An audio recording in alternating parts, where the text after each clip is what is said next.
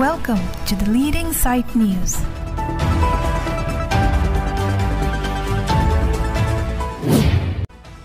Langchingbar alangsun mate Langchingbar Waterfalls a committee atum puthot kepangthirpon asai kedengpon. Pini ni phai hini isi surinira engkorapo arni Langchingbar Waterfalls committee atum pen chepater pi ponsi kijui kelang mesenji aphan kepangthirpon asai kedengthu. Lason si Langchingbar Waterfalls committee atum pen chepater pi ponsi ado kawe Karbi Anglong rat aphan matha pon pen kijui kelang adin selam pi pon bombo. Labangso Langchingbar Waterfalls committee atum alang letum mithang aja kong do an pensi nonamat ke saideng ponsi alir achampi pon bombo. Lapen pherangki atum kahumri damahut Langchingbar Waterfalls secretary ahin pen lamthe nang cepak langdun alangli ning kachethe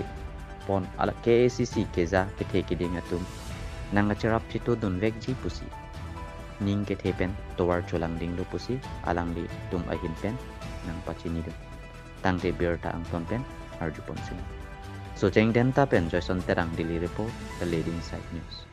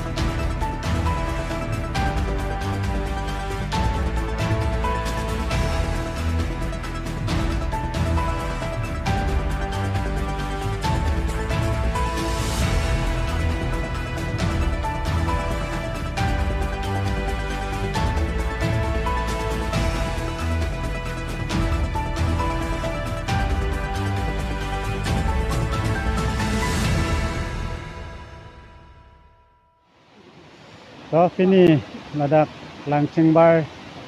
alangsun a committee kini penan ke phong thom ke claim lo committee tum ke claim spaduk si claim lo laten committee tum kini towar laten picnic chodim lai hoi kepan ketang thai laten ladak alangsun lo samela rikang renoi kijir lahai kepan apuson si claim lo si committee tum cepaduk pik pensi nonongko ke claim pon lo la si morni si ning the pen dolo athe ile tum council ke ya tum aphan kachuning ri pen alang tum ile tum hane rabekji asi nonomat ke committee pen si cepaduk pik pensi kam claim pon lo labangso Langchingbar alangsun a committee atum doan si claim cepaduk pon se pini lethos tene la person claim pon lo la hello Langchingbar langsung committee alam tia puthake tini mililan si ningjeng ton bon paulo karom দাদা আপুনি ইয়াত প্ৰথমবাৰ ইয়াত কেনেকৈ লাগিছিল খুব ভাল লাগিছে এই ডমৰৈ মেইন কাঠাৰ